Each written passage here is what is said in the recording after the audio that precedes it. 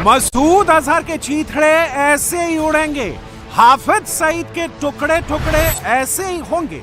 हाफिज लाहौर से निकलेगा तो ऐसे ही फटेगा, मसूद बहावलपुर से निकलेगा तो ऐसे ही मरेगा।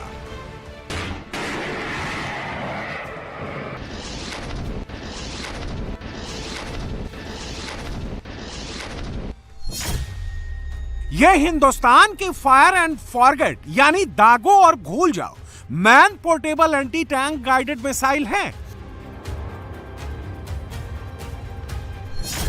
इसकी टेस्टिंग हो गई है, टारगेट पर स्ट्राइक की 100% गारंटी है। तस्वीरें आज ही आई हैं।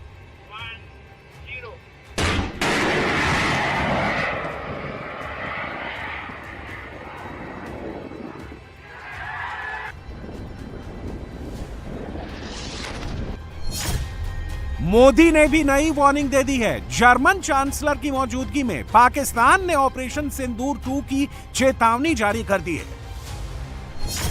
आतंकवाद पूरी मानवता के लिए एक गंभीर खतरा है। इसके विरुद्ध एकजुट होकर पूरी दृढ़ता से लड़ाई जारी रखेंगे, लड़ाई जारी रखेंगे, लड़ाई जारी रखेंगे। क्या नरेंद्र मोदी फैसला ले चुके हैं? अजित डोवल कौन सा प्लान रेडी करके बैठे हैं? इंडियन आर्म्ड फोर्सेस किस ऑर्डर का वेट कर रही हैं?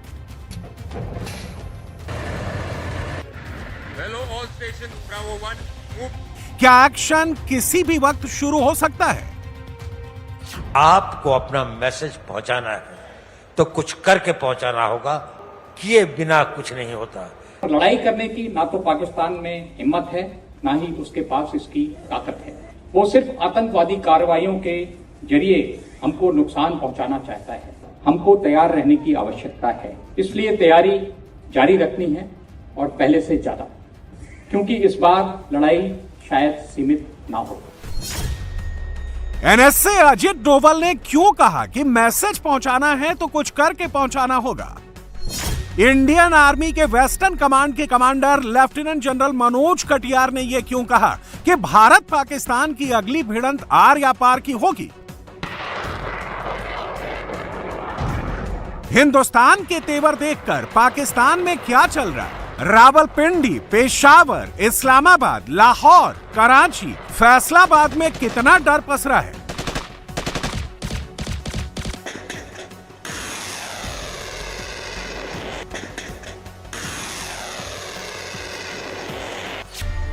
मुनीर के मुल्क में इस वक्त कितना पैनिक है, इसका अंदाजा आप इन तस्वीरों को देखकर लगा सकते हैं।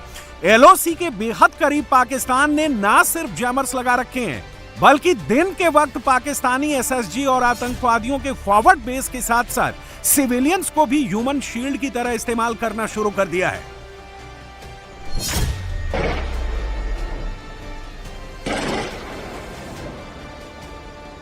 और रात के वक्त मुनीर ड्रोन भेजकर भी टो लेने की कोशिश कर रहा है कि हिंदुस्तान क्या करने जा रहा है। ये तस्वीरें कुछ घंटों पहले की हैं। इंटरनेशनल बॉर्डर और लाइन ऑफ कंट्रोल के आसपास पाकिस्तानी ड्रोन्स दिखाई दिए हैं। नौशेरा सेक्टर के अलावा राजौरी, सांबा और पुंछ जिलों में भी एक के बाद एक कई ड्रोन देखे गए, लेकिन पाकिस्तानी ड्रोन्स दिखाई देते ही भारत की ओर से ताबड़तोड़ फायरिंग की गई, जिसके बाद पाकिस्तानी ड्रोन्स कुछ ही मिनटों में इंडियन एयर स्पेस से भाग खड़े हुए। पाकिस्तान मान कर बैठा है कि हिंदुस्तान कुछ ना कुछ बहुत बड़ा प्लान कर रहा है, और यह बात सही है क्योंकि मुनीर सुधरने का नाम नहीं ले रहा। अभी भी टेरर अटैक की साजिशें रच रहा है, और इसका खुलासा आतंकवादी मसूद अजहर के एक ऑडियो क्लिप से हुआ है, जिसमें उसने क्लेम किया है कि जैश ए मोहम्मद के पास एक नहीं, 1000 नहीं, उससे ज्यादा फिदाइन हमलावर रेडी हैं। इस मजमे में अल्लाह के वो फिदाई मौजूद हैं जो रात के 3 बजे उठ के सिर्फ अल्लाह से शहादत मांगते हैं।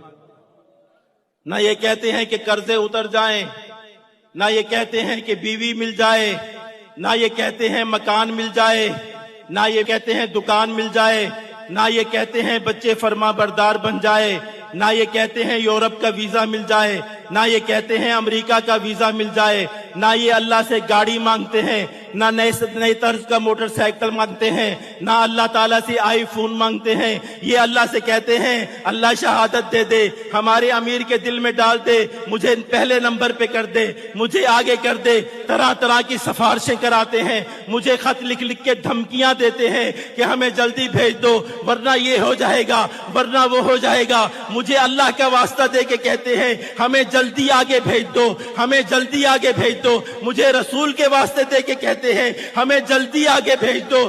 कभी क्या तरीका इख्तियार करते हैं, कभी क्या तरीका इख्तियार करते हैं। रब से मुलाकात का इनको इतना शौक है, इतना शौक है। ये एक नहीं है, ये दो नहीं है, ये 100 नहीं है, ये 300 नहीं है, ये 1000 नहीं है। तादाद बता दूं तो कल दुनिया के मीडिया पर शोर मच जाएगा। ये चलेंगे इंशाअल्लाह, ये जाएंगे इंशाअल्लाह, इनका रब इनको कबूल करेगा इंशाअल्लाह। यानी एक तरफ आतंकी मसूद अजहर है जो फिदायीन दस्ते को भेजने की तैयारी कर रहा है, दूसरी तरफ लश्कर तैयबा का आतंकी सैफुल्लाह कसूरी है जो खुल्लम खुल्ला पाकिस्तानी फौज से लश्कर का कनेक्शन स्वीकार कर रहा है और कह रहा है कि मुनीर जो कहता है लश्कर वही करता है। सैफुल्लाह कसूरी भी ये मान रहा है कि पाकिस्तानी फौज के ऑर्डर पर ही लश्कर के आतंकी मारे गए आतंकवादियों और पाकिस्तानी फौजियों के जनाजे में फातिहा पढ़ने जाते हैं।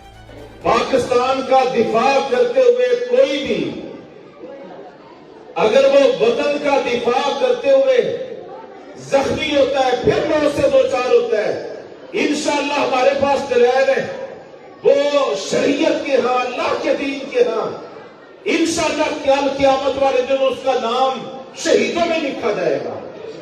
हमारे ये शहीद है, हमारा ये फख्र है। और हमें कहा गया कि उनका जनाजा पढ़ाना।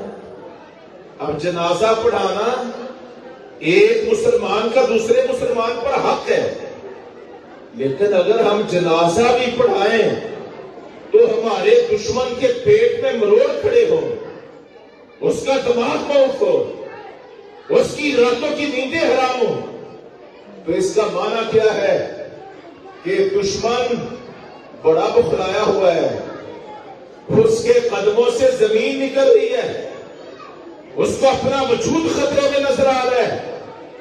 वो अपने आप को ये समझता है कि अब आने वाला वक्त मेरा नहीं है और इंशाअल्लाह नहीं है। आने वाला वक्त, आने वाला कल, मेरी बात खूब अच्छी तरह समझ लो, इंशाअल्लाह आने वाला कल ईमान का है, इस्लाम का है, पाकिस्तान का है। लश्कर के आतंकी ने कैमरे पर जो कहा उसका सबूत आपके सामने है। सैफुल्लाह कसूरी भी पाकिस्तानी फौजियों के जनाजे में फातिहा पढ़ता है। इस वीडियो में आप कसूरी और पाकिस्तानी फौजियों को साफ साफ देख सकते हैं और इसके एवज में मुनीर लश्कर तैयबा से लेकर जैश ए मोहम्मद तक सबके टॉप आतंकवादियों को फुल वीवीआईपी प्रोटोकॉल देता है। स्टेट स्पॉन्सर्ड सिक्योरिटी में लश्कर और जैश के ये सारे आतंकवादी पाकिस्तान की सड़कों पर अपना काफिला लेकर निकलते हैं और अब इन काफिलों को टारगेट करने का वक्त करीब आ गया है।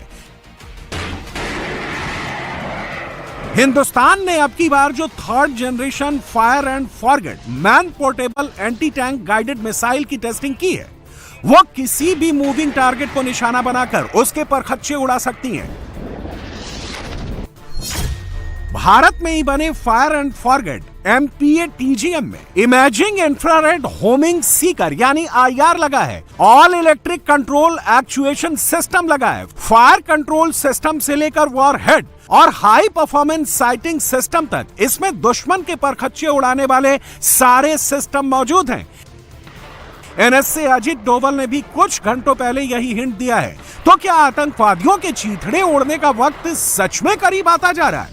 लग तो ऐसा ही रहा है और इसका डर पूरे पाकिस्तान में दिख रहा है, क्योंकि हम अपनी सुरक्षा और हम अपने आप को समझ नहीं पाए कि हम को क्या खतरे हैं, हम उनके प्रति उदासीन रहे। तो हमें इतिहास ने एक सबक सिखाया। लड़ाइयाँ क्यों लड़ते हैं हम लोग? कोई हमसे साइकोपैथ थोड़ी हैं कि दुश्मन की लाशें हों, डेड बॉडीज पड़ी हों, कटे हुए गटे हों तो हमें कोई बहुत संतोष या बहुत सुकून मिलता है। इसके लिए नहीं रहती लड़ाई। लड़ाइयाँ लड़ी जाती हैं किसी देश के मनोबल को तोड़ने के लिए, ताकि उसका मनोबल इतना टूट जाए कि वो हमारी इच्छाओं के अनुसार संधि कर सके, हमारी बात को मान सके, जो हम चाहते हैं वो उसे प्राप्त कर सके। मनोबल नहीं है तो आपके अस्त्र शस्त्र सब लठे रह जाएंगे,